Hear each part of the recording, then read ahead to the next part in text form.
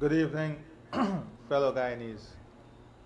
First of all, let me take this opportunity once more to wish every one of you and your families a new year that is healthy, one that is prosperous, and one in which you will all fulfill your dreams and aspirations.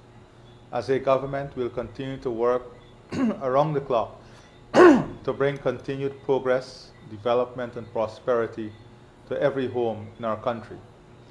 Our vision has always been service to people. The PPP civic government has, over the last 3 years, stayed the course, embraced the various challenges that we face as a country and as a part of the global community, and still we were able to bring tremendous benefit to the Guyanese people, every family across our country.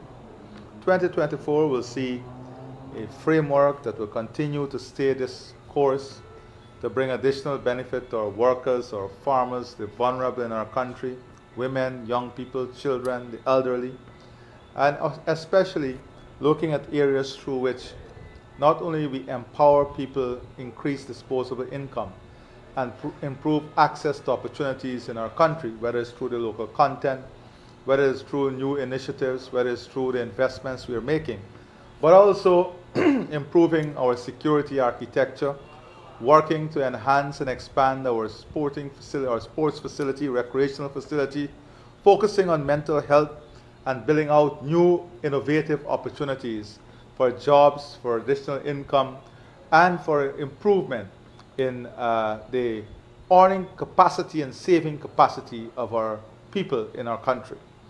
Today, as I greet you, of course, we must spare a moment in thought, and I had the opportunity today to pen a letter to the Emperor of Japan, conveying on behalf of the government and people of our country our thoughts and prayers as they commence this year with earthquake that has killed dozens, injured hundreds, and we wanted the people and government of Japan to know that our thoughts and prayers are with them. On behalf of the people of Guyana and the government of Guyana, I also spoke with Ms. Oma Pandey, the wife of late Prime Minister of Trinidad and Tobago, Basdeo Pandey, and I have penned a letter to the government and people of Trinidad and Tobago expressing our sympathies on the loss of the former Prime Minister and wishing the family strength and faith and patience, and letting the people of our sister state, Trinidad and Tobago, know that they are in our thoughts and prayers also.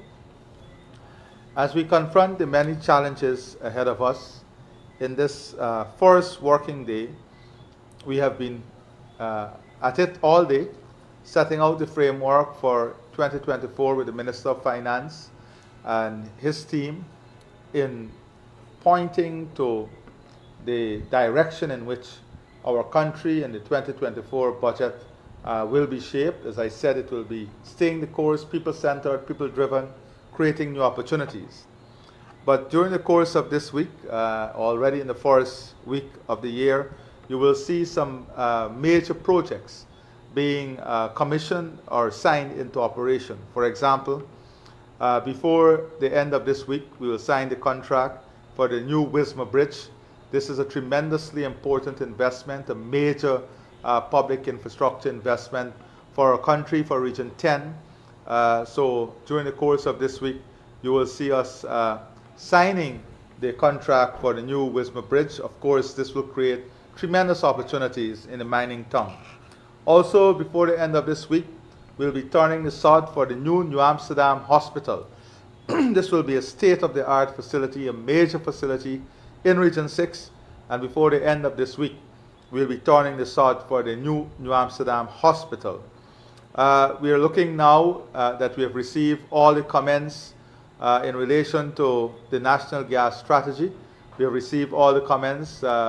We are integrating those comments with the initial document, and in another week, we expect to go out to a request for proposal RFP to move towards implementing or move towards looking at models, requesting models through which we can move as quickly as possible to monetizing the total gas asset that we have in our country. We spent today also discussing ways in which we can accelerate the implementation of our national programs or the projects that we are undertaking, but more importantly, accelerating the people-centered development, investment, and policies that will see further advancement and improvement in the life and welfare of the people of our country. Importantly, today, we also finalize with the Lands and Survey team and the Ministry of Housing and Water, the coming into operation of 500 new lots on the Linden-Soesdijk Highway. As you know, late last year I spoke about regularizing the highway and the creation of 3 formal housing communities on the Linden-Soesdijk Highway so that we can address all the squatting on the highway. Today, we have finalized the first course of action, which will see the infrastructure development that would lead to the creation of 500 new lots on the Linden-Soesdijk Highway to take care of the squatter issues there.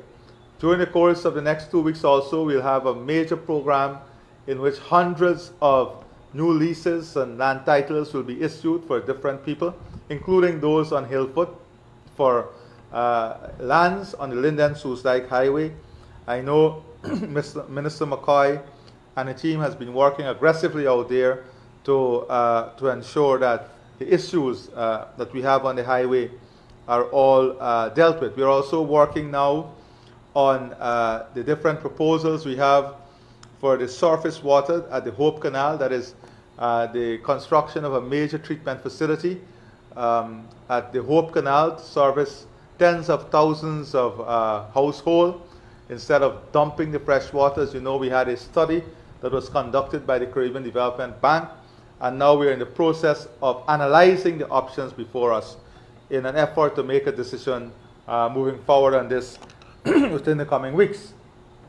Also, today, as I've said, as we work towards fast implementation, I'm pleased also to announce today that the Ministry of Local Government will see Minister Sonia Parag taking up responsibility there, joining Minister Anand at the Ministry of Local Government. Minister Parag will now move from Public Service Ministry to the Ministry of Local Government.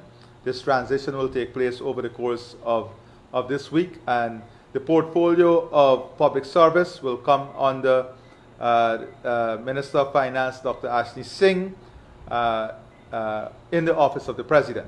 So that portfolio will come under Minister of Finance, Dr. Ashley Singh, in the Office of the President, and Minister Parag will move over to Ministry of Local Government, where she will join Minister Anand. As you know, we have a very robust community-oriented program at Ministry of Local Government, an accelerated program, a number of targeted initiatives at the level of the NDC, the regions, the municipalities. We are looking to empower the local governance structure more and more as we roll out the benefits to our people. So in the coming days, I'll be communicating to you regularly on some of the initiatives that you will see us undertaking in 2024.